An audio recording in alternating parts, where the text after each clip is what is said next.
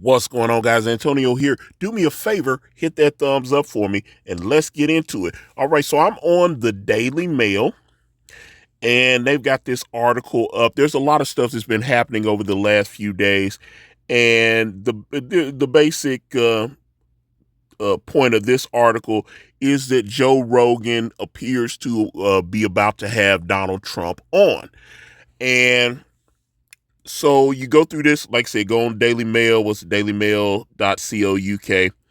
And let's see, wildly popular podcast host Joe Rogan is seemingly set to sit down with former President Donald Trump as the race for the White House enters its final few weeks. The 57-year-old comedian and UFC commentator had previously said in 2022 that he would never have Trump on his podcast over fears it would help the Republicans' campaign.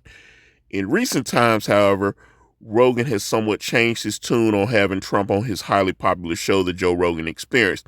And here's the thing, because Joe Rogan will say, "Yeah, I'm not a Republican," and he's like, "I might have some conservative beliefs, but I'm not like a MAGA guy and all this kind of thing. I'm kind of more of a independent and maybe more left leaning on certain things, but obviously he hunts and does other things that would kind of make him into kind of in the middle of the road, maybe a more moderate liberal, semi-liberal with some conservative leanings as well." But he had Patrick Bet David on, what was it, last year.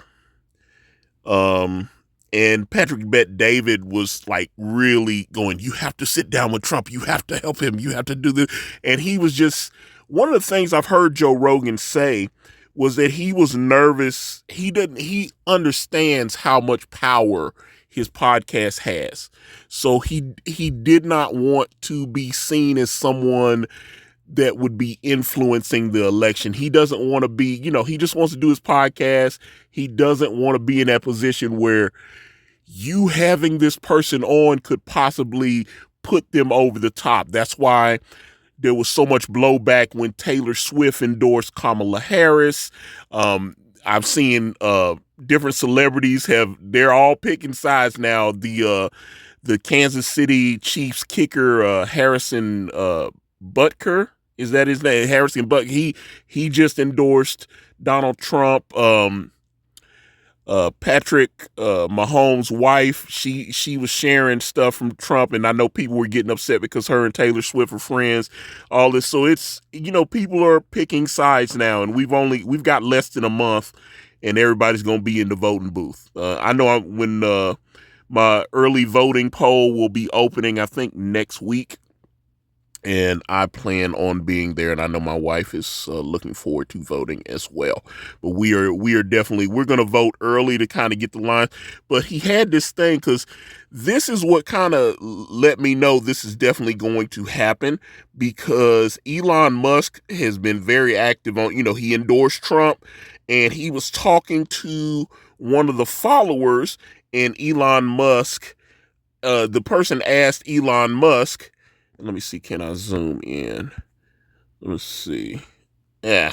Well, I was trying to get it to do the thing. But Elon Musk, if you can see on the screen here, he was talking to someone, and this was on October the 10th, and asking if Joe Rogan, and, Elon's cordial with Joe. He's been on there.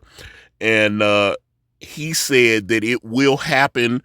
And he also followed up and said that the interview would happen before the election. Now, let me show you this.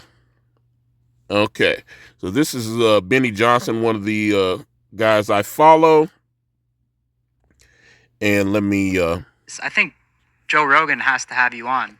Yeah. Yeah. Would you do that? Oh, sure I would. I think Joe, besides us, Joe's I think I'm doing it, actually. Yeah? Yeah. So you are going to do Joe Rogan? Yeah, I am. Joe Rogan's the best in the game, for sure. And I think, Did Joe become so well known because of the UFC? And he does a great job with that, right? What was it that made Joe the best? During COVID, he was very outspoken on all the corruption going on during COVID. And I think that's personally when I started watching him a lot, too. And he's an honest guy, too, right? He is. So I think... Good guy. good guy, and I think you guys together would just. And he's got a good voice. That's important. Yeah, you're doing a lot of podcasts recently. One that I would love to see you on. Okay, so that's Donald Trump from the Nelk Boys podcast, and he just said, that he's going on. So this has been bubbling for a while. Like I said, Elon Musk on the 10th, he tweeted out that it will happen before the election, and you just heard Donald Trump say that he's going to appear on there, right? So this is, we're having podcast wars now because Kamala, she was just on 60 Minutes, she was on The View, and she was on Call Her Daddy, and Charlemagne the God just announced that Kamala will be appearing on The Breakfast Club. I think that is going to occur in the next week or so. So she's going to be on The Breakfast Club. That's a large platform. It's definitely the largest urban platform as far as black viewers, and she's been struggling trying to, especially within black men. She's, I've seen there was a New York Times poll, and I think Quinnipiac or whatever, they ran that and they posted it that her favorables among black voters are down. She's at like 78%, and Democrats normally get like 91% of the black vote. So she's at 78%. So if Donald Trump can ease off quite, just say another, 5-6 points, if he gets it to like 15-16% black vote, the white vote is pretty evenly split. And then you've got the Asian and Latino votes. If he gets off, say, about 15-16% of the black vote, Kamala is cooked. That's a fact. She needs black votes, and she's trying to do stuff. That's why they got Barack Obama out there and doing all that kind of stuff. So I thought this was interesting because the article in the Daily Mail was right that, that Joe Rogan in the past had said he would not have Donald Trump on, but it appears that he has changed his mind, or maybe Elon said, hey man, you got to help us. Especially one thing I do know is Joe Rogan had said that his candidate of choice was RFK. So, RFK Jr. was running for president. He, of course, has dropped out and has endorsed Donald Trump and thrown his support behind him. And you see other celebrities like Zachary Levi and other people that were really going hard for RFK Jr. to be the president. Now that he has backed Trump, Zachary Levi's been posting a lot of stuff. You see a lot of the country music singers and stuff. They're all falling in line and endorsing Donald Trump. So this is for him to come out. Like I said, Joe Rogan had said that his choice would be RFK Jr.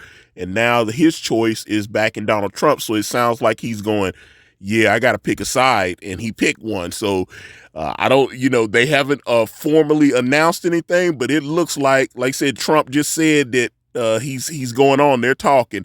He also, I saw DJ Academics had said a couple weeks ago that he interviewed Donald Trump Jr. He met Donald Trump. There's a photo of DJ Academics and Donald Trump at a UFC fight down there in Florida. He got to interview Donald Trump Jr. at Mar-a-Lago.